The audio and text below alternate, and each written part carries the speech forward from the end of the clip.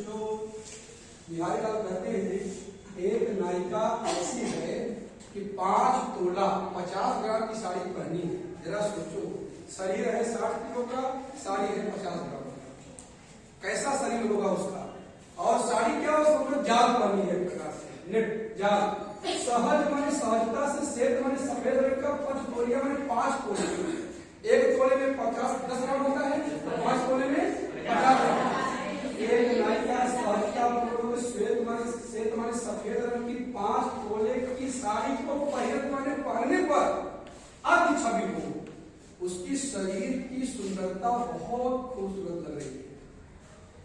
पहनने से उसके शरीर की क्या है, छवि माने सुंदरता बहुत ज्यादा लग रही है, बहुत खूबसूरत लग रही है। कैसी लग रही है? जल चादर के दीप लो, मानो कोई झरना बह रहा हो। जल का चादर माने कोई झरना बह रहा हो, तो झरने के पीछे कोई दीपक जल रहा हो। तो जैसे दीपक झरने के बाहर दिखेगा नहीं दिखेगा, जल का चादर, जैसे जल के चादर के पीछे कोई जलती हुई दीपक जल दीजिए, तो जैसे दीपक दिखाई देता है वैसे उसका शरीर की सुंदरता दिखाई दे रही है। क्या? जल चादर पे दीप लो जगमगाती तन ज्योति, उसके शरीर की ज्योति ऐसे जगमगा रही है जैसे जल चादर के पीछे कोई दीपक जलता हुआ चमकता है, जगमगाता है। उसी प्रकार उस नायिका का खूबसूरत शरीर 5 तोले के सफेद साड़ी में जगमगा रहा है, जैसे जल चादर के पीछे जलता हुआ दीपक जगमगाता है, वैसे ही 5 तोले की साड़ी में उसका शरीर जगमगा रहा। कंजनयन मंजन पिए बैठे ब्योरती बार। देखिए, अब एक नायिका है, नायिका बड़ी सुंदर है, कंजनयन, नयन उसके कंजी आंखें, तो बड़ी खूबसूरत कंजी आंखें, बड़ी सुंदर। ऐश्वर्या राय की आंखें कंजी है। कहा जाता है कि कंजी आंखें होती है बड़ी सुंदर लगती है, बिल्ली की तरह होती है, बिल्ली की तरह कंजनयन। अब देखो, एक नायिका बड़ी सुंदर है, उसका नायक मिल रहे आ गया घर के बाहर, नायक खड़ा है, तो हो सकता है सीटी बजा रहा। नायिका सीटी सुन गई, अब उसको देखना जा रही है। नहाने के बाद वो आई, उसके मम्मी पापा बैठे, नायिका के माता पिता उसके साथ बैठे हुए हैं, और नायिका का नायक बाहर खड़ा है और वो आवाज दे रहा है। नायिका उसे देखना चाह रही है लेकिन शर्मा रही है कि माता पिता बैठे हुए कैसे देखती। देखिए उसने कैसे जुगत निकाली देखने के लिए। क्या की? कंजनयन, सुंदर नेत्रों वाली, मंजन किए। नायिका स्नान करने के बाद मंजन किया। मंजन माने ब्रश नहीं, मंजन माने मंजन नहीं किया। यहाँ मंजन का मतलब होता है स्नान करना। तो एक सुंदर नेत्रों वाली नायिका स्नान करने के बाद बैठी ब्योरती बार।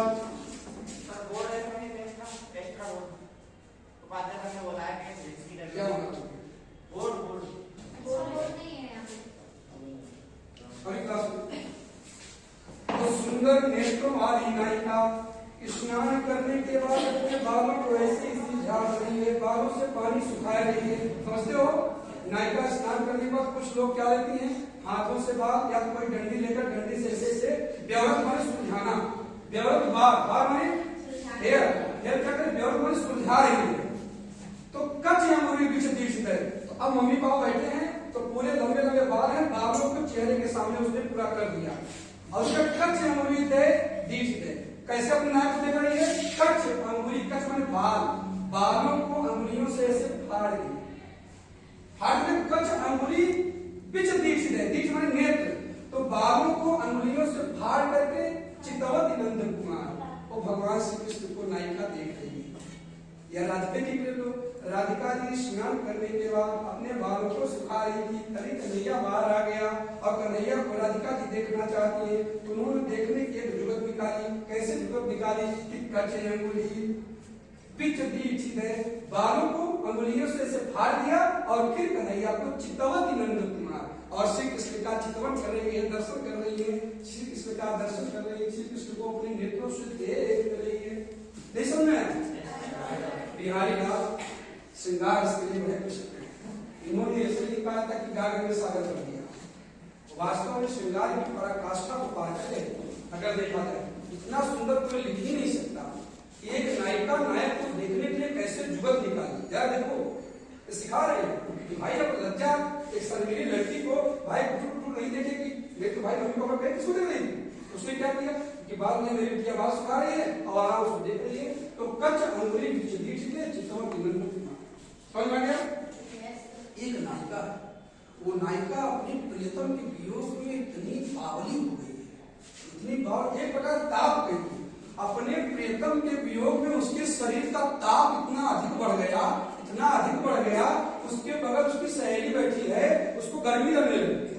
जरा सोचिएगा, एक नायिका अपने प्रियतम के वियोग में उसके शरीर का ताप इतना बढ़ गया, उसके बगल बैठी हुई नायिका वो जलने लगी, उसको आंच लगने लगी, आंच लगने लगी, देखी कहीं बाप रे बाप इतनी किसकी जल रही है अपने प्रियतम के वियोग में, वो दौड़ के गई 1 लीटर गुलाब का जल लाई। गुलाब जल कैसा होता है? ठंडा। वो सोची अगर इसके ऊपर हम गुलाब का जल डाल देंगे तो थोड़ी ठंडी हो जाएगी, बहुत ज्यादा गर्मी या बहुत ज्यादा ताप इसके शरीर में चढ़ रही है, तो दौड़ के गई 1 लीटर गुलाब का जल लाई और क्या करे, अवधाई सीसी, उस गुलाब के जल को, सीसी को जैसे उसके ऊपर अवधाया और उल्टा डालना चाहिए, अवधाई सीसी सुलग, क्या देखी, विरह पर विलला, विरह माने वियोग में, वियोग में विलला रही है, पागल हो गई है, व्याकुल हो गई है।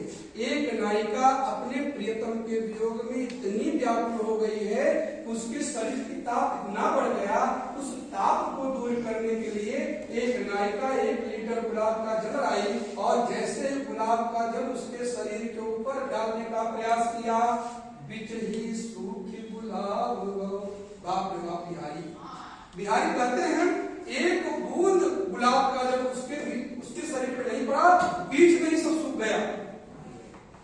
जैसे गर्म तावा हो और एक बूंद पानी डाले, छन से होता है, छन से होता है, पता नहीं चलता पानी कहां चला गया, तो उसके शरीर की ताप इतनी ज्यादा है कि 1 लीटर गुलाब का जल का पता ही नहीं, बीच में ही उड़ गया, छीटो छुई नगा, एक छीट उसके शरीर पे नहीं पड़ी।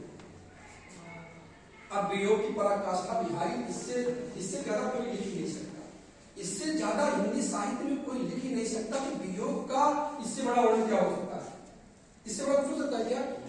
अरे भैया व्याकुलता होती है, कोई रो ले गा ले, लेकिन बगल वाली लड़की जल रही है उसके शरीर की ताप से, वो दौड़ गई गुलाब का जल लाई, गुलाब इधर से नहला ठंडी हो जाए और गुलाब का जल पीछे से उड़ गया, मतलब ऐसा ताप निकल रहा है शरीर से कि शरीर पे छीटो छुई, छीट मानी एक बूंद भी उसके शरीर पर नहीं।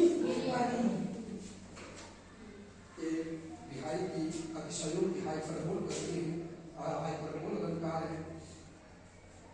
फिर है करीबी रहे शीतल गैलन छाड़ तुनी। अब एक नायिका अपने प्रीतम के वियोग में ऐसी दुबली पुतली हो गई जैसे हेयर बाल, कल्पना है क्या है, हाइपरबोल अतिशयों का अलंकार है। कौन सा अलंकार है? आप लिखे ना अलंकार में, इसमें दोहा छंद है, अतिशयों के अलंकार है, श्रृंगार रस है। रस कौन सा है? अलंकार कौन सा है? अतिशयों। कौन सा अलंकार? अतिशयों के अलंकार है। आप इंग्लिश में पढ़ते हैं फिगर्स ऑफ स्पीच, वहां भी हाइपरबोल फिगर्स ऑफ स्पीच आता है, तो अतिशयों के अलंकार है। और छंद कौन सा है? दोहा। बिहारी की केवल एक रचना बिहारी सही, जिसमें कितने दोहे हैं? 729। इसलिए कहा जाता है बिहारी के बाद में कि जिसने गागर में भर डाला सागर उतना भारी, उक्ति बाण से घायल करता वह कवि लाल बिहारी, रीति काल की परंपरा का वह था शिक्षवैया, हिंदी में वह अमर हो गया केवल लिख सतसैया।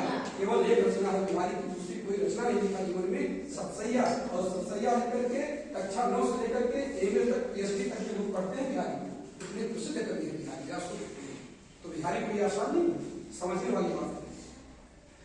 एक नायिका करी विरह ने उसकी ऐसी अवस्था कर दी है, इतनी दुबली पतली हो गई है, इतने पर भी घायल माने वियोग न छाड़ नीच, वियोग इतने पर भी उसका पीछा नहीं छोड़ रहा है। भाई कोई अपने पति के वियोग में नायिका सो करके लकड़ी हो जाए तो वियोग को उसे छोड़ देना चाहिए ना, इतने पर भी वो छोड़ता नहीं है। और देखिए दीना हूं चश्मा चकम, यमराज काल मृत्यु आई, चश्मा देकर ढूंढ रही इसको मैं ले चलूं ऊपर। दीने हूं चश्मा चकम, अपने चकम में नेत्रों पर यमराज चश्मा लगाकर आया है, चाहे लहे नदी फिर भी उस नायिका को नहीं देख पा रहा है कहां है। इतनी दुबली हो गई है, इनविजिबल अदृश्य हो गई है। जरा सोचो बाल भी थोड़ा सा होगा दिख जाएगा कि ये बाल पड़ा है। खाने में चावल में रोटी में बाल पड़ता है तो पता चल जाता है कि बाल फंस गया है। लेकिन उतनी दुबली है कि चश्मा लगा करके मौत उसे ढूंढ रही है, फिर उसे नहीं ढूंढ पा रही है। एक नायिका अपने प्रीतम के वियोग में इतनी दुबली हो गई है, फिर भी प्रेम उसका पीछा नहीं छोड़ रहा है। मारने के लिए मौत उसे चश्मा लगा करके ढूंढती है, फिर भी मौत उसे ढूंढ नहीं पा रही है। समझ आया? आगे क्या?